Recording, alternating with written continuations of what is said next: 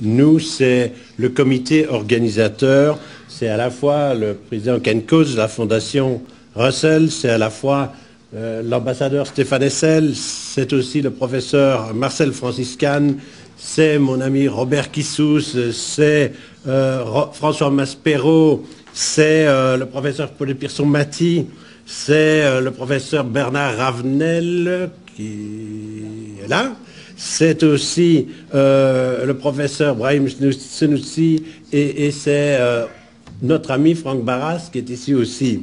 Alors, ce comité organisateur a effectivement travaillé longuement pour essayer de cadrer ce que devait être ce tribunal et surtout de ne pas refaire le travail excellent qui avait été fait par la Cour de justice internationale en juillet 2004. Ce qui nous a motivés, c'est de voir que l'Assemblée générale, quelques jours plus tard, l'Assemblée générale, à l'unanimité, quelques exceptions évidemment que nous connaissons tous, mais tous les Européens compris, avaient adopté une résolution qui appelait la communauté internationale à mettre en œuvre cette résolution qui consistait à l'époque à démanteler le mur de séparation, à empêcher sa poursuite et à indemniser les populations palestiniennes qui avaient été victimes de la construction de ce mur dans le territoire palestinien. Eh bien, nous nous sommes retrouvés parce que nous étions choqués de voir que c'était à nouveau une promesse en l'air et que là, il ne s'agissait pas du tout de savoir si c'était Israël que l'on mettait en cause. Non, c'était l'engagement de la communauté internationale. Et le tribunal va se pencher effectivement sur l'ensemble des manquements de la communauté internationale par rapport à cette question du Proche-Orient, manquements qui finalement autorisent Israël à se comporter tel qu'il se comporte aujourd'hui. Et que si on ne rétablit pas, réhabilite pas le sens même, le fond même du droit international comme étant la règle de la coexistence entre les peuples et les États, il n'y a pas beaucoup d'espoir pour cette humanité. C'est un des fondements de notre coexistence. Et c'est cela qui nous a animés en tant que comité organisateur. Et notre première étape fut alors de nous tourner vers d'autres. Et je salue la présence ici du professeur François Rigaud, qui a présidé le tribunal permanent des peuples, dont parlait Ken Coates, qui a fait un travail exceptionnel pendant des années et qui, par sa présence, nous apporte le soutien de cette fondation, de ce travail qui a été fait pendant tant d'années par des gens qui sont à la hauteur de ce que c'est que l'évaluation, l'application du droit international. Je remercie aussi Luisa Morgantini, parce que quand elle est là, vous savez, pour tout le monde, c'est certainement la personne qui, au sein du Parlement européen, aura mené le combat le plus déterminé en faveur du respect des droits du peuple palestinien, et je la remercie du soutien qu'elle nous apporte. Je voudrais aussi, alors vous parlez de notre première étape. Notre première étape a été de constituer un comité de parrainage international. Et vous avez dans votre farde les noms la centaine de noms des premiers membres qui sont inscrits venant supporter ce comité international. Et à cet égard, je voudrais saluer la présence dans cette salle aussi de Raji Sourani, qui est venu spécialement de Gaza. Il y a 2 jours, il était encore à Gaza, comme Luisa Morgantini. Il y a 2 jours, il était encore à Gaza. Il a voulu nous rejoindre pour la création de ce tribunal. Je vous signale qu'il est en même temps vice-président de la Ligue internationale des droits de l'homme. Et je voudrais également, bien entendu, parce qu'ils sont parmi les parrains qui ont accepté aussi de faire le trajet, de venir nous rejoindre, saluer les 2 grandes personnalités qui sont là aussi, Ken Loach et Paul Laberty. Merci beaucoup de votre soutien, d'être ici présent aujourd'hui. Vous devez vous rendre compte que vous êtes là à 3 porteurs de ce comité de parrainage international et ça nous fait vraiment chaud au cœur, je le dis très franchement, de vous avoir parmi nous. Je saluerai aussi, parce que je pense que c'est important, Madame Bazirpour, qui est ici dans la salle, la directrice du Centre d'information des Nations Unies, qui est pour l'Europe, dont le centre est ici, d'ailleurs, dans cette maison. Je la salue d'avoir eu l'attention de savoir que, au fond, les Nations Unies, c'est nous les peuples. Eh bien, cette initiative est une initiative d'opinion publique des peuples, et je pense que sa présence est pour nous aussi un encouragement. On vous a dit que le comité organisateur s'était adressé à un comité de parrainage et nous nous réjouissons du nombre important de parrains qui nous ont rejoints.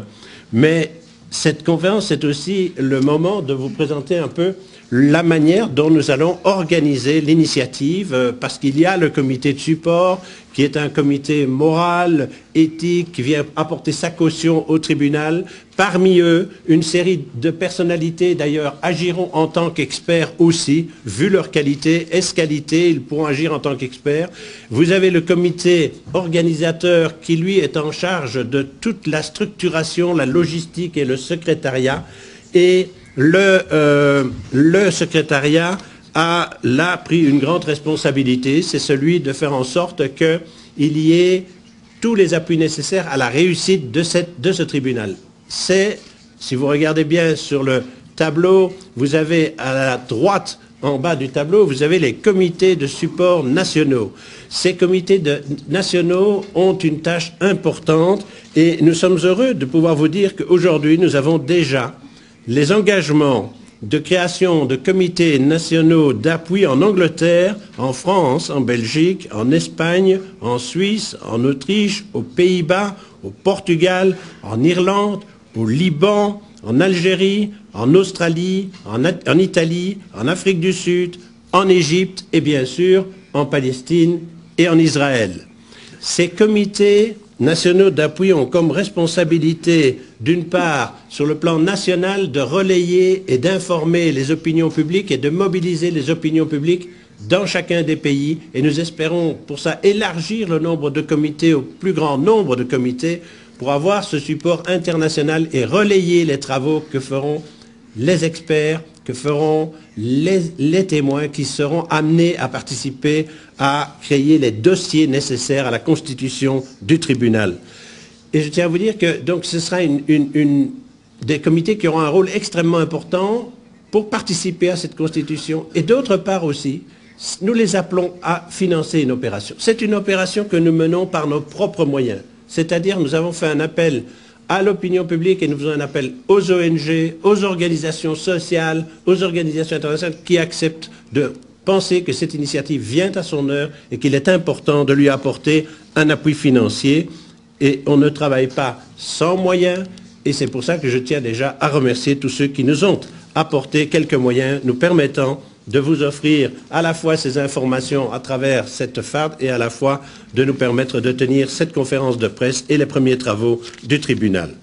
Enfin, il est important de vous dire aussi que nous aurons les comités d'experts et de témoins qui sont des juristes, des experts, des personnes qui ont une connaissance particulière des sujets à traiter par le tribunal, qui sont chargés d'établir les faits, l'argumentaire juridique qui sera soumis au tribunal.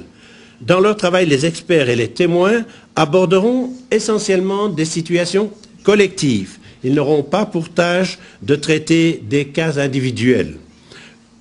Je voudrais aussi vous dire que le tribunal, d'abord la notion même du tribunal est importante pour nous parce qu'elle relève à la fois de ce que les opinions ont comme responsabilité à mettre la communauté internationale face à ses propres responsabilités. C'est une interpellation et c'est pour ça que nous l'appelons un tribunal. Et ce sera la phase ultime du processus, avec un jury chargé de prendre connaissance de l'ensemble des rapports, d'entendre des témoins à charge et à décharge et d'énoncer les conclusions qui, nous l'espérons, entraîneront la plus large adhésion des opinions publiques internationales et par-delà, donc des décideurs politiques en vue de contribuer à une paix juste et durable au Proche-Orient. Le tribunal sera organisé en plusieurs sessions, 2 à 3 sessions, dans différentes grandes capitales, et le jury sera composé de personnes connues et reconnues pour leur haute qualité morale, à l'exemple de M. Stéphane Hessel qui préside cette conférence. En comptant que le travail de constitution des dossiers d'accusation et d'audition des témoins prendra de 8 à 12 mois, les sessions du tribunal se tiendront donc au début 2010.